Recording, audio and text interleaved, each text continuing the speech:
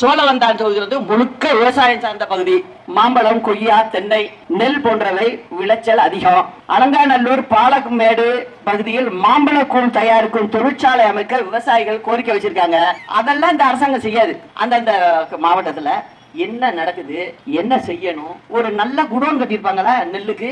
கிடையாது. இது எங்கெங்க நெல்லு விளையுதோ அங்க எல்லாம் விவசாயிகள் வந்து ரொம்ப கஷ்டப்படுறாங்க. இப்ப கூட உங்க பகுதியில மழை பெஞ்சு கிட்டத்தட்ட ஒரு ஏக்கருக்கு 40,000 ரூபாய் வந்து போயிட்டு அப்படின்னு நேத்து நான் டிவிலையும் பார்த்துட்டு தான் வர்றேன். இந்த மாதிரி ஒரு அரசாங்கம் இருக்கவே கூடாது. அதுதான் நம்ம முடிவு பண்ணணும். அது மட்டும் இல்ல, இவங்களுக்கு வந்து சரி மாம்பழக்கூழ் தயாரிக்கிறது ஒரு ஃபேக்டரிய ஒண்ணு கூட்டுறவு சங்கங்கள் அமைச்சு கூட செய்யலாம். அதுக்கு நிறைய திட்டம்லாம் நம்ம வச்சிருக்கோம். செய்யறவங்க மனசும் செய்யணும்னு இருக்கணும். செஞ்சாதான் இதெல்லாம் செய்ய முடியும். அப்புறம் அலங்காநல்லூர் தேசிய கூட்டுறவு சர்க்கரை ஆலை, அதை பத்தியும் கேட்டேன்.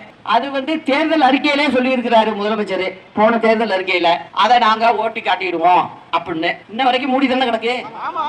அப்ப பாத்துங்க, அதுக்கு வந்து சொற்ப பணம் செலவிட்டாலே போறோம். அதையும் நான் விசாரிச்சு வச்சிருக்கேன். ஆனா சும்மா வந்து பையன் வந்து ஒரு நாளைக்கு 1 மணி நேரத்துக்கு அவங்க அப்பாட்ட சொல்லியிருக்காரு கார் ரேஸ் விடணும் சென்னையில. அதுக்கு எவ்வளவு தெரியுமா? 270 கோடி செலவு பண்ணியிருக்காங்க. நல்ல ரோட்டை போட்டு அது மேல ரோடு போட்டு நான்லாம் அந்த பகுதியில போனப்ப ரொம்ப வைத்தறிச்சலா இருந்தது. கிராமங்கள்ல வந்து ரோடு இல்லாம இருக்குங்க, தரப்பாலம், பிள்ளைங்க வந்து தண்ணியில இறங்கி போய் அதுங்க வந்து பள்ளிக்கூடத்துக்கு போகுது. இந்த மாதிரிலாம் இருக்குது. நம்ம வீட்டுகள்ல வந்து எங்கேயாவது திருவிழாவுக்கு போனீங்கன்னா, பிள்ளைய தூக்கிட்டு போனீங்கன்னா, எனக்கு இந்த கார் வாங்கி கொடுங்க, இந்த பொம்மை காரு கிளிகிளிப்பா வாங்கி கொடுங்க, வாங்கி கொடுப்பீங்க. அந்த மாதிரி நினைச்சிட்டாரு முதலமைச்சர் பையனை. உடனே 270 கோடி எங்க இருந்து வருது? நீ ஏன் கடன் வாங்கி பண்ணிக்கிட்டு இருக்க? எங்க இருந்து அந்த பணம் வருது? கடன் பணம் தானே அது. அது மக்களோட பணம் தானே அது. மக்கள் தலையில தானே நீங்க கடனை வைக்கிறீங்க.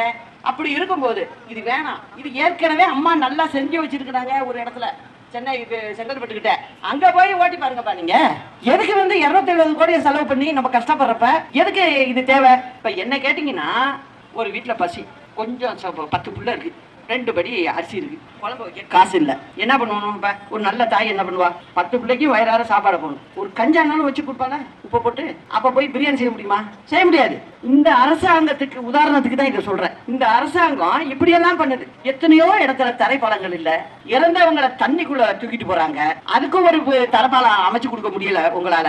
ஆனா ஒரே 4 வேலைக்கு 270 கோடி ரூபாய் செலவு பண்ண முடியுது. உங்க பையன் கேட்டுட்டாருன்னு நீங்க வீட்டுல உங்க சொந்த பணத்துல என்னவோ பண்ணிக்கீங்கப்பா. ஏன்பா அரசாங்க பணத்தை வீணாக்குறீங்க? நீங்க வந்து அரசாங்கத்துல, நான் இப்பயும் சொல்றேன், வருவாய் எல்லாம் வந்து அரசாங்கத்துக்கே வரல.